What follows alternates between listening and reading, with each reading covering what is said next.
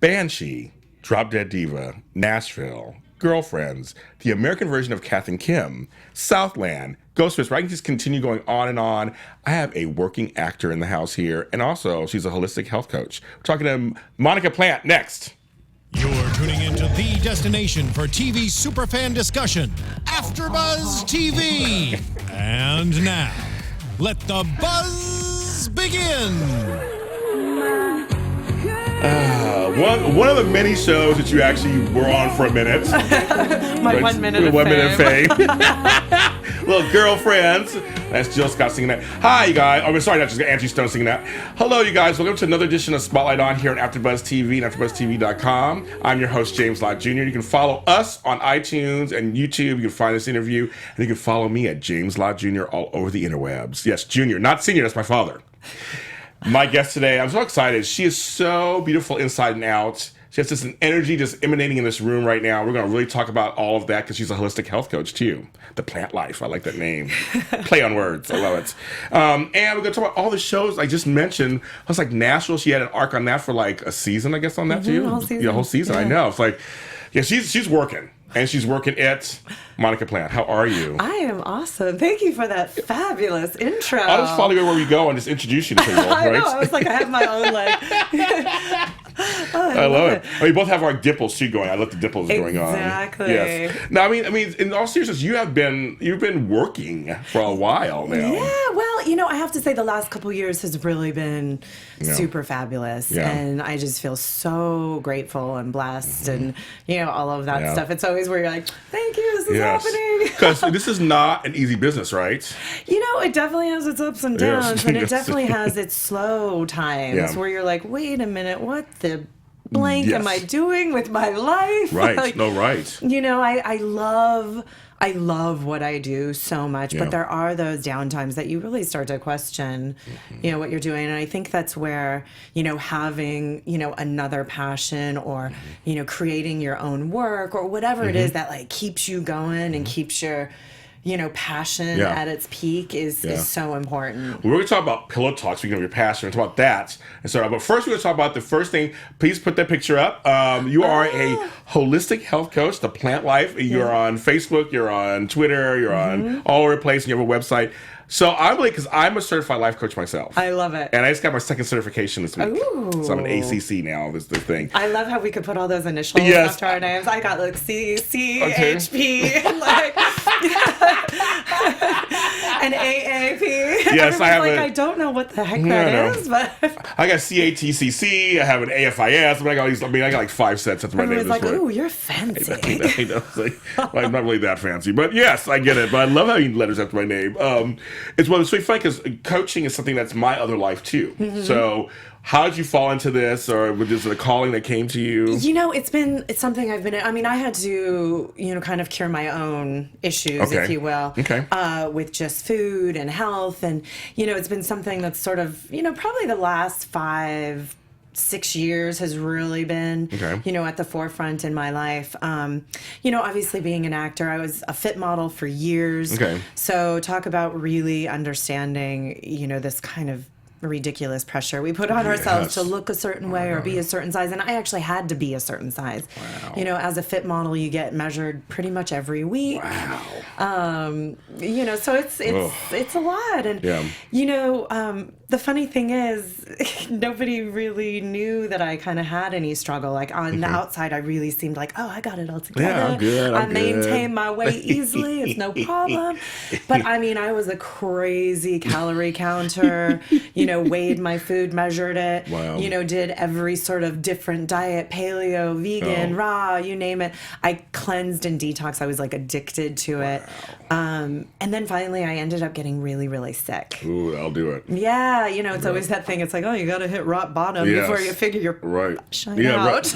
Or shit out. I wanted to say it. I'll say it for her. I wasn't sure if I could. Not supposed to, but I'm saying it anyway. That's a real deal, though. Yeah. Yes. And I, of course, we didn't really know what was wrong at first, and regular doctors just put me on antibiotics, and I got more sick. Yeah, that happens. Sicker and sicker.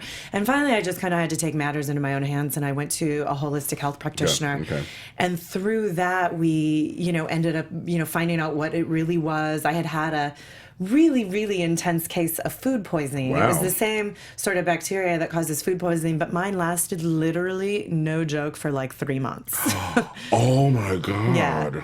And oh my God. so it was just chronic pain. Yeah, it was awful. You know, I wasn't really functioning too well in the world. And I got really, really, really skinny. And not that like, ooh, she looks great. Like, she just went on a diet. Good way. No. No, I was like scary skinny. Yes, just different. But through working with her, I mean, how I ended up healing myself was through natural herbs and lots of self-care and real food. You know, and so with that, it was always in the back of my head of like, wow, I really, you know, it just really spoke to me. And with, you know, going through that process, I really learned, you know, food is not the enemy. Food is like real food is where it's at. It's, you know, it can heal you. And I just sort of, you know, with working with her, shifted my whole relationship with food.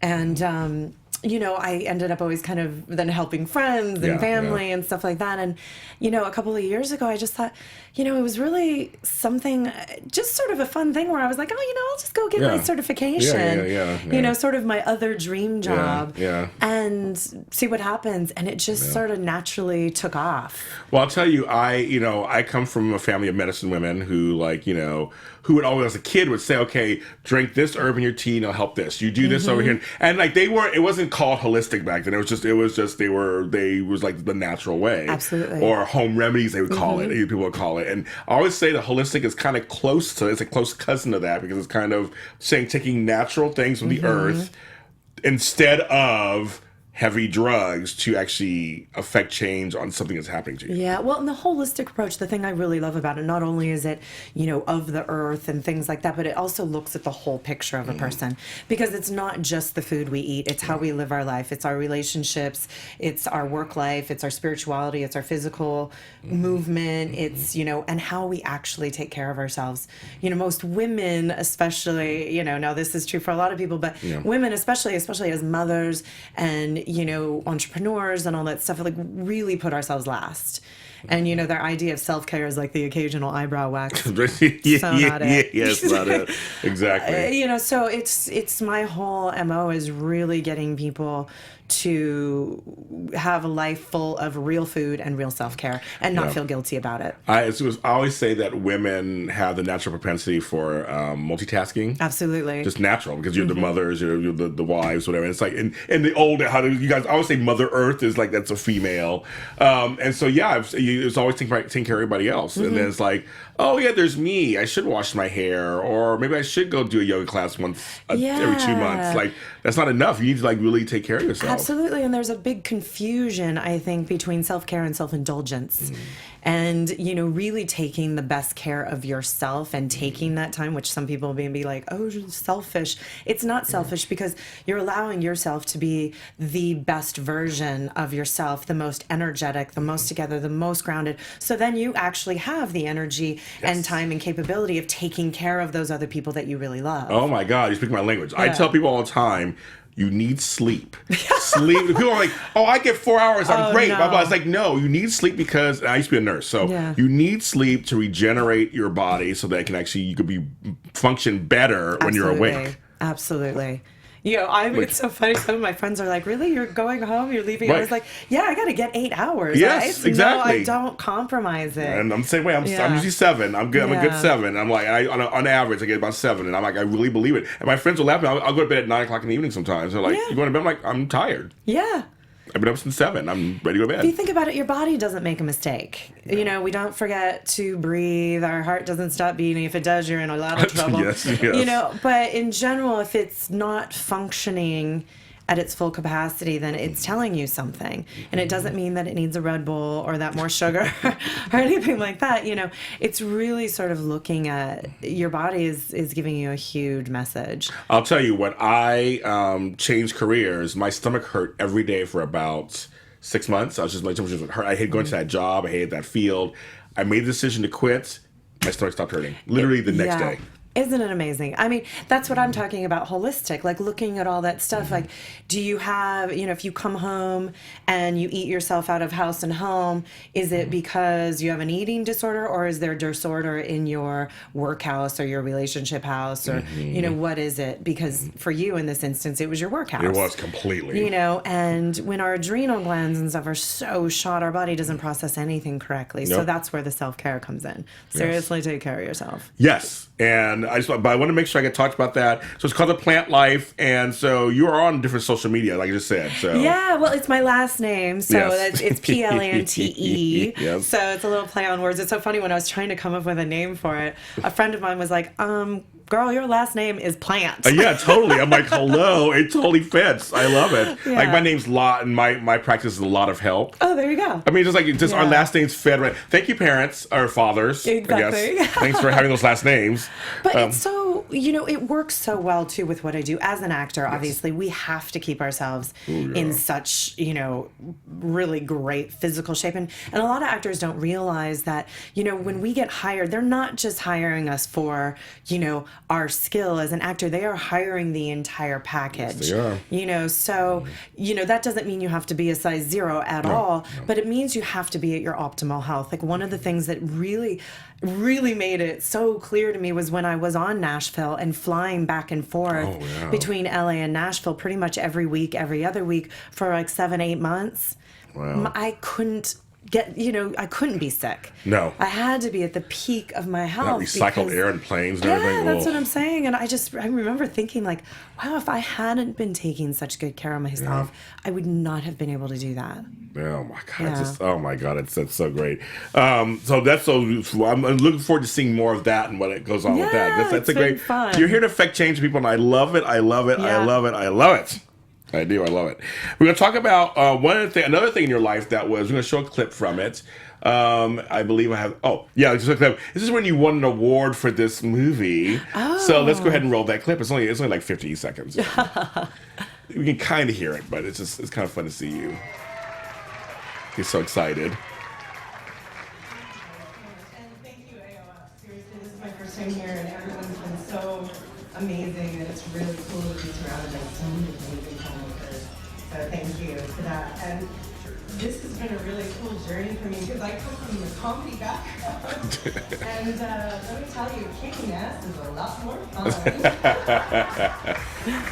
importantly, I want to thank my writer, director, editor, composer, mixer, everything, John Wynn. Thank you for making me look so good. Thank you guys so much. This is really cool. Aww. So okay, I bring it back. That's 2011, and congratulations back then. Congratulations. Thank you. But like, it was a movie that you also helped produce too. Did you produce and everything? Yeah, it was actually my idea. Okay, so it's called Pillow Talk. I had an idea for a short, and again, this goes back, to my fellow actors out there watching, like really creating your own material to affect change in your career. Mm-hmm. At the time, I was doing a lot of smaller roles, mostly comedy, which I love. It's really, my forte. But I really wanted to be seen as a leading lady, an ass-kicking leading lady. That's right, kids. We like that. People like that. So, I had this idea for a short, and I produced, I approached my old producing partner, and I had this storyline in mind, and he ended up, he wrote it, and he helped co-produce. He was the director, and it just did so much more than I had even hoped. I ended up winning, I think, 12 awards in total for it, including 4 Best Actress awards and Breakout Action Star. And it completely shifted my casting. Okay. And I don't even know if, any of these casting agents or anybody actually saw it. Yeah. I don't know if it was just the energy I'd sort of put out into the world, because right after that I booked Femme Fatales, and then it was then it was Banshee, and then Nashville, which was almost the same, very similar character, and so it just rolled that way. It is. People, well, you did it early. 2011 is kind of early in the game, but people now are doing it. I'm interviewing so many women and men who are producing digital series, shorts. They're doing it. They're writing it, producing it, directing it, doing it themselves. Yeah. Absolutely. And I had a production company before that. Okay. And so we had produced a feature, and I didn't act in that, but it was trial by fire. I mean, none of us had produced anything. Wow. And, you know, talking about wearing a lot of hats and learning so much. It was simultaneously the probably worst experience and best experience of my life. Yes. But then going into Pillow Talk, and I was very clear at that point if I was going to produce anything, I was going to be in it for sure, because the amount of work it takes, like I had to get more, you know, I wanted to get that exposure as an actor. Okay. But it was such a breeze after that. It was like a walk in a park. Well, let me ask you a question. So what is one thing that you learned from the first experience that you were able to use in the second experience? Well, I honestly didn't know much going into that first experience. None of us did. And by the time, you know, in the middle of it, I learned everything from contracts to, you know, I was doing costuming to catering to dealing with, you know, finances and hiring actors and firing actors. And I mean, you name it, you know, getting locations.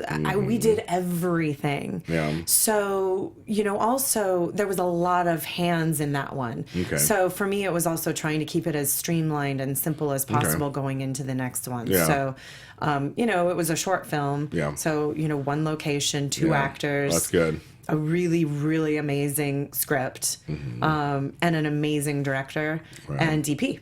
You know, and rest of the crew, you know, so just keep it really simple and streamlined, especially for those smaller projects if you can. Because nowadays they're doing, even using iPhones, they're making movies. Absolutely. Tangerine's a movie that was so they did that was on an iPhone. Yeah. I mean, absolutely. It's amazing. A lot of people were at the Indie Series Awards, which I know your illustrious Charles Sherman was there too, and some folks like Will Brian Brink, my buddy.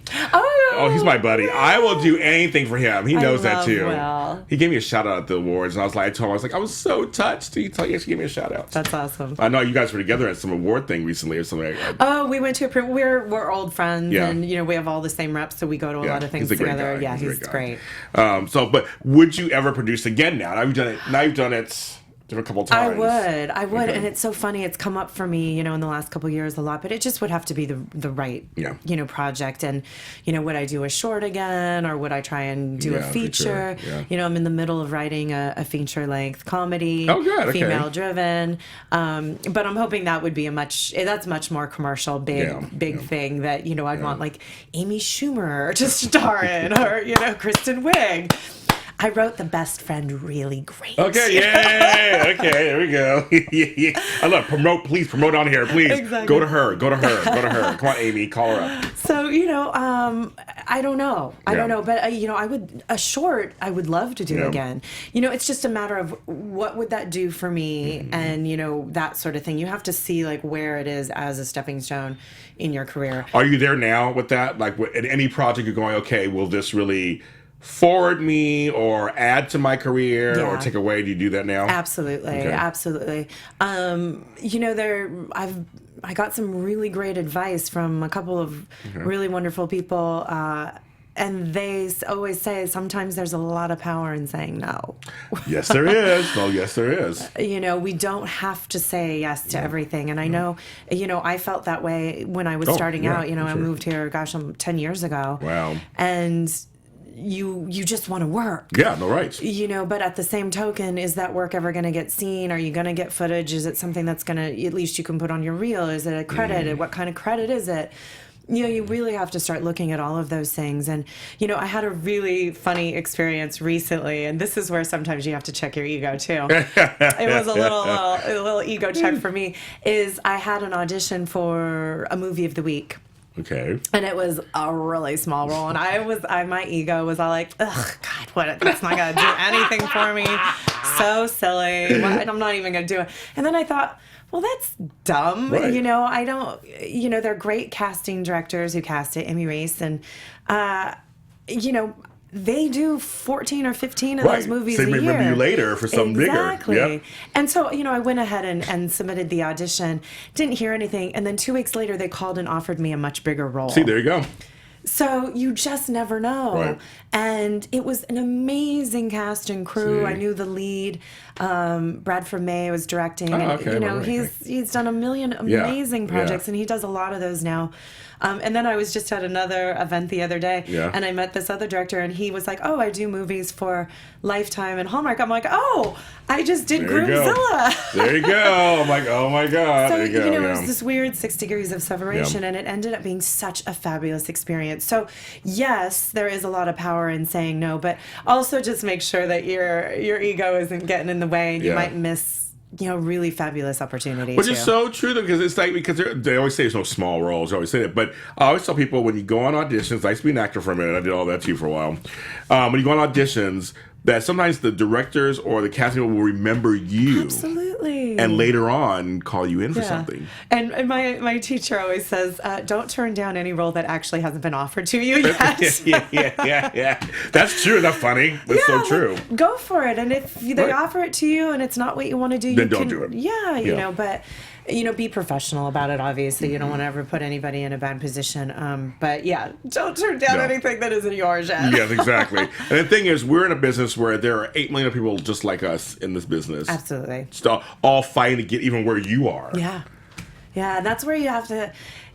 sometimes, even coming off of Nashville, when it was a little slower than I was hoping after that, you're like, what is happening? Because you had a major role on Nashville, on a major network series. And, then you still wonder, and then that's when you just have to thank your lucky stars that, man, that was such an awesome experience, and what an amazing opportunity with... really just top-notch great people. Actors. Yeah. Now, we're going to show you. I'm glad you gave a good segue, girl. We're going to actually show part of your... with Eric Close on Nashville. Let's go ahead and show a little bit of it. I love that you spell it. No, I was just telling the mayor that I voted for him and how much I appreciate all he's done for the city. I like to think I know how to please my constituents. Yeah. No innuendo there. Yeah, right. Just making polite conversation over a tray of deviled eggs. Well, bon appetit. Love your hair that color. Thank you. It's none of your business. But it is business, right? Oh, there you are. You have any idea how many lies I had to come up with to cover your ass out there? You didn't have to do that. Yes, I did. The guy I'm with is incredibly well connected. Oh, really? And I'm not? I'm the mayor. Exactly my point. Is it just a one-time thing with this guy? You're jealous. Yeah, a little. Is that a problem? Maybe. All right. That's Bong right. chicka bong bong. So I just want to show part of so many of you guys know she was Natasha on Nashville for season 3, right? Yep. Yeah, because it just ended. The series just ended, actually. How do you feel about that? Because you were on it for a part of it. I know, and I'm really, I haven't even posted anything on Facebook yet because I keep thinking I'm just gonna hear any day now that it's picked up by another network, And there's a lot of talk about that happening. I know. So I mean, they have such an incredible fan base that I really do feel to get picked up by somebody. I'm shocked it got canceled. Hulu or something else. So I keep crossing my fingers because Natasha is still alive and kicking, and you just never know. And somehow, Teddy's going to get out of jail. And I was like, Natasha was sort of, she was sort of put in a corner. Yeah. So maybe I was like, she'll come back and save the day and get Teddy out of jail. And then they'll live happily ever after. Yeah, that could happen. It could happen. Stranger things. Yeah, we could say that again. Yeah. But no, it's just, I know ABC asked a lot of stuff, but it's kind of sad. So I was like, oh, you were on that. You're part of that legacy. So. I know. And like I said, I just haven't even said anything about it because I'm really, I just feel like it's going to get picked up by someone else. I mean, even if I, never come back, it still was, the best experience of my career thus far. So Eric Close. Oh, I love him. He's been around for a long time too. So I'm like. And talk about, here's a guy who's been doing this for 25 years, easily. Did 8 years, 10 years or something on Without a Trace. Yes. He's been the lead of so many series, and he is one of the most generous, kind, amazing guys that I've worked with, and it was just so comfortable and easy. We had amazing chemistry on set, and, he was one of those actors, he literally... come to me and be like, hey, you want to run lines? You want to rehearse? And, you know, we'd come up, if things weren't working, you know, we can come up with different things. And he'd always approach the writers. And, you know, he was just super collaborative and, you know, asked my opinion about things and the ways we were doing things, which, you know, he just was one of those people, you feel important, and it was important. You know, this was a huge arc for him as well. Yes, it was. In the season, and you know, he really just wanted it to be a team, and I really felt that way. Because I mean, you know, when you work with someone one-on-one, or you work with someone mostly, because I mean, you work with other characters too. You work mostly with this character. You have to kind of develop something that's very present and kind of safe, right? Absolutely, and especially, you know, in that kind of thing where there's, you know, sexy little time, kissy and stuff. Little kissy stuff. You know, there is that thing where you know, it can be super awkward, and I think I talked about this probably in my AfterBuzz Nashville thing where, you know, the first time Eric and I met, it was, you know, in the makeup trailer, and he comes in, he's like, hey, I'm Eric Close, so, you know, we should probably get to know each other since we have to make out later. And I'm like, true that. Yes. You're right. Yes. But again, you know, broke the ice and just made it so easy and fun. And now, how did Nashville come to your orbit? It was an audition. Oh, wow. Yeah, it was an audition. Initially, it was only supposed to be, you know, like 1 or 2 episodes. Yeah. And I did not know anything about the character. I had no idea that she was going to be a high-paid escort. Yeah, that kind of happened. Yeah, didn't it? Pants. Yeah. Yeah. So I did my first episode. I went back out for the second episode, and you know, then all of a sudden I was like flipping through the thing, like, and I was like, what? Wait a minute, like, you know. And then I thought, oh well, you know, it's fun, it's edgy. It hadn't really been done on the show, and you know, I was the hooker with the heart of gold. Oh, we like those. You know? Yeah, we like those. But you know, it was super fun. Yeah. You know, that there was so much backstory that I just, you know, had fun with playing. You know, clearly, you know, Natasha was a force to be reckoned with. You know, she can clearly hold her own with very powerful men. Yes. And, you know, so you had to wonder, like, what was it a means to an end for her? What was the end game? Because, you know, it wasn't just that. Right, no, right. You know, so it was just a really fun and powerful character. Did you like Natasha? I did. Would you guys be friends? I don't know, because I don't really know any, you know, high-paid hookers. Well, I know a few. They're great. No, okay, I don't know. I'm sure she's lovely, but maybe not in my circle presently. I asked that only in the sense that I always ask the actors if they have to like their characters or not to play them, or do you find another way to relate to them? You don't judge. I don't judge my characters because when you're in those shoes, we are always justified. Like as Natasha, I was 100% justified in everything I did. Okay. You know, because that was my life. Yeah. And there was, you know, I had very good reasons for doing everything I did. You know, and of course, you know, the audience is like, how could she do that? How could she, you know, turn on Teddy and all this stuff? And it's like, well, who, you know, somebody's got to go down. Right. And, you know, so I think in any situation, even in our own lives, you know, it depends on what kind of situation it is, but where you look out for yourself, you know, you protect yourself. And so just never being in that sort of situation, but being as that character, I 100% understood it. I get it. You know, self-preservation. Yeah, I get it. Now, switching gears, because you do comedy, another major one you were on was Drop Dead Diva, which I love that show so much. Oh my gosh, that was so fun. I'm blanking out on the lead character's real name. Brooke Elliott. She amazing, fearless, amazing to play that role. Margaret Cho was on there. I mean, that show was so different. Yeah. Especially for Lifetime, it was different for Lifetime, different period, where she's playing somebody, but she really thinks she's a skinny person. Like, it was this weird thing going on already, but the way she played her was so good. She was fantastic. Oh my God. And again, another, you know, that was her first big series. Okay. And just really lovely. Really, okay. And, you know, open and welcoming and generous. Yeah. And, you know, that's so great when you have sets like that. Now, remind people, because you're coming on as a guest star. Yep. They're all a family already. You come on as a guest star. What was the role you played again on it? Because you came in to start Problems at first, if I remember correctly. Kind of. Yeah. Not so much for for Brooke Elliott's character, I was playing a reporter who was doing a story about bullying in professional cheerleading. Yes, it happens. They're crazy. So exactly. So I came to her to sort of help my client at the time. Of course, and then it comes out that my client was maybe not so honest about some things. But yeah, so it was great. I was out there, for a little over 2 weeks. Okay. It was a great shoot. We were out in Atlanta. Yeah. Well, in Peachtree City, to be exact. Oh, Peachtree. Yeah. But again, just a really great group of people. Are you nomadic? I mean, does this business work for you? Because like you said, you're 2 weeks here, you have to go over here maybe for the time. You film here every other weekend. You're going. I mean, how does that work for you? It just depends. I mean, obviously Nashville. I was gone a lot. Yeah. And it was great. I mean, I loved Nashville, though. I mean, Nashville's a great city. That city, if you haven't been there, folks, I really. It's kind of cosmopolitan as it is country. It's like it's not just country. It's like they have all kinds of music down there and lots to do down there. So. I mean, it's become such an amazing town. I mean, not that it wasn't before, at least when I was there.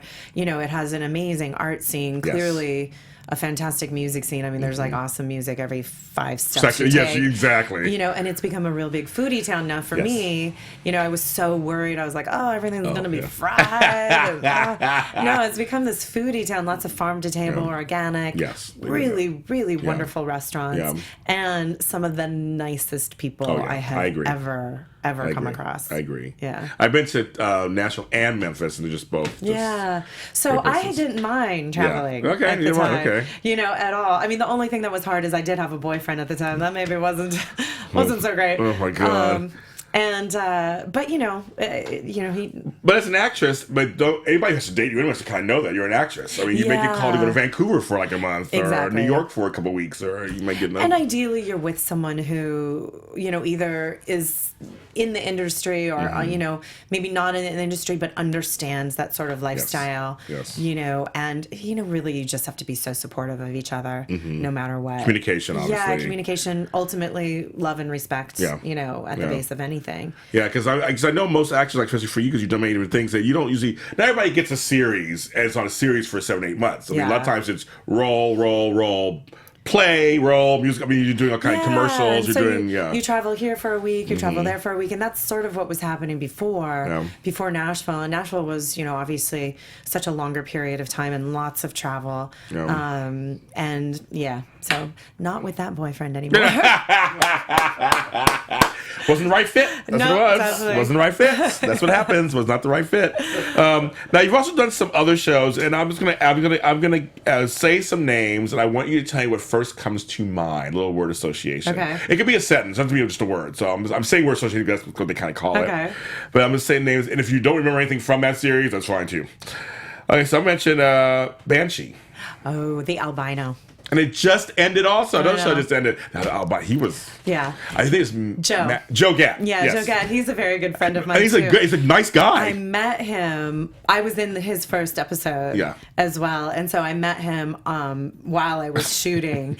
And just like the nicest guy. Yeah, he's a nice guy. And he plays this crazy character. But seriously, that's what I associate from my episode is Joe. How funny. The way he dies on Banshee is crazy. That scene is crazy. Yeah, and his career really blew up after that. But again, that just made me so sad. It was just such. That was a wonderful experience. Oh, that's so good. I love that show. I was a fan. The writer, Jonathan Tropper, the main writer. Really just fantastic. He's a New York Times bestselling novelist. He's incredible. They're very big on Twitter and stuff. So I've talked to them all on Twitter kind of. They're very friendly, very friendly. It's amazing when you meet Jonathan though, and he's he writes these phenomenal. He wrote "This Is Where I Leave You." Oh, okay. The Jason Bateman movie, which is so different from Banshee. And you meet him, and he's kind of unassuming, a really nice guy. And I was like, how did that shit come out of your brain? No, totally. I mean, that's what good creation is, right? It's just going other directions. Yeah, exactly. Well, great. That's good. Gilmore Girls. Do you remember what you did on that? Oh yeah. I can't remember my character name off the top of my head, but it's the 90s, so yeah, was I played this gal who was running, this sort of spa type place, and Lauren Graham's character brings, the daughter, the stepdaughter, in for all of her friends for like a birthday for makeovers. Okay. So it was crazy. It was me and like this one other gal with like 14 of these young girls, who are all very actory. Oh, I'm sure. I met Lexis Bledel actually recently, not too long ago, so I met her. That show's coming back as 4 movies, so it's kind of a weird thing. Everything's coming back. So your Nashville could come back. Yes, it's really good. You also did you did the American version of Kath and Kim. Yeah. Which is with Molly Shannon, and I forgot who the other person was. John Michael Higgins. Michael Higgins, yes. Oh my God. So I mean, because I watched the Australian version, and I was excited to see it, and actually I kind of liked it. Yeah. Didn't last so long. No, I know, which is a bummer because, that was a career highlight for me as well, just working with John Michael Higgins, and Molly Shannon, like, seriously. Yes, hello. Molly Shannon, I was like, SNL. I know, SNL. oh my God. And John Michael Higgins is just so amazing in everything he does, and he's just so funny all the time. I just had such a blast on that show, and I had, both my scenes were with John Michael Higgins. The second one was with Molly Shannon and John Michael Higgins. So I just was in heaven. I was like, this is the best thing. This is why I'm an actress. This is why I'm a comedy actress. Yes, and Molly Shannon also, if you don't know, she does a great storyline arc, which is really kind of fun, reoccurring arc on Will and Grace a couple of seasons. She was so good as Val, as the crazy neighbor. She was just, Molly Shannon is just like an amazing person. Southland, which I love Southland. It was a great show. Yeah. Great serious show. Michael Kudlitz. Yeah, we love him. Of course, he's on Walking Dead right now. Or maybe not. Who knows? I don't know. That's that ending. Did you watch the ending of Walking Dead? Who do you think I killed? Well, this is so I didn't realize in the actual comic, I guess Glenn actually gets killed in the comic, but I was like, after they did that in the season ending before, I don't know. I kind of felt like it might be Abraham because of the way he says. He's like, "Oh, you're gonna take it like a man." He did say that. He's like a man. He did say like a man. He's beating him, and so it's a guy. It has to be a guy. I agree. But that would be. I don't know, but I just. Oh God, that's terrible. Anyway, I love Michael Kudlitz. Michael's the bomb. Yeah. So Southland, that was my experience. It was a small role. Yeah. No small roles. It was a great, but I did 2 episodes, and I was just like a female police officer. But again, my scenes were with Benjamin McKenzie and Michael. Oh yeah, Benjamin. Both times, and. It was so great because at first I think it was, female officer or whatever. And Michael actually pulled them aside and they were like, he's like, you guys have to give her a name. So they gave me like a name. Wow. So I can have a name. Oh my God, I love it. That was nice of him. It was really cool. Name. That's pretty cool. Yeah, I'd love to meet him one day actually. Ghost Whisperer. Oh. Well, Jennifer Love Hewitt. Yeah, the funny thing, I didn't even get to work with her. It was I was in like a flashback scene. Okay. Where I played like a young version of someone else on the show. Okay. It was one of those ones where you had to come in already crying, and it was like like I walk into like the morgue and I see my daughter, in the morgue already. So I'm like already completely tormented and torn up by the time I walk in. So it was one of those things where you really have to flex that. How'd you do it? Do you remember? Yeah, I just work yourself up and get those tears going and then literally you're like, shoot it now. Yeah, I'm ready. Before anything dries Then up. how do you recover from that? When you do a comedy, you have a good time. When you do something seriously dramatic, does it hard for you to shake it off, or are you able to turn it off because you're an actor? Sometimes it stays with you a little bit. Like when you have to get that intense. Yes. With anything, I think like you get kind of an emotional hangover, like in real life. In real life, you get into a big fight with a friend or, a loved one of any kind, and there's crying and screaming or whatever. You always feel really sort of lethargic and tired. So a lot of times, I'll walk away, I'll get a little bit of a headache and, sort of feel a little tired. Makes sense. But, you'd have to shake it off. Yeah, well, this is what you do for a living. Exactly. She's like, that's what I do. Okay. You also did an episode of Half and Half.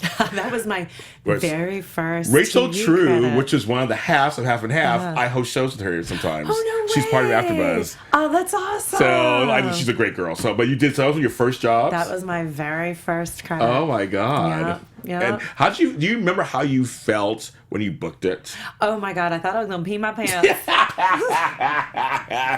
mean, it's your first day, like, oh my God, that's another network show. So it wasn't a Netlet show, it was on network. And I mean, I had no credits. I had just moved to LA.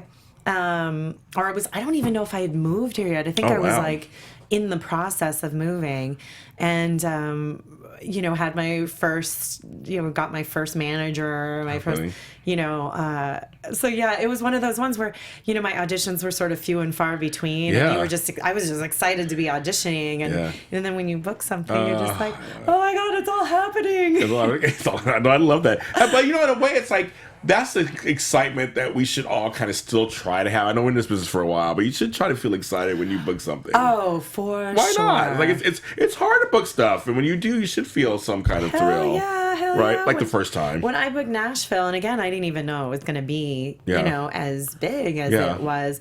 I remember I had lunch with my agent, and we were sitting there, and I kind of, I don't normally dwell on things too much, but I looked at him and I was like, I have to say that would be really cool if I booked that Nashville thing. I'm like, I've always wanted to go to Nashville, and that would just be fun, a couple of episodes.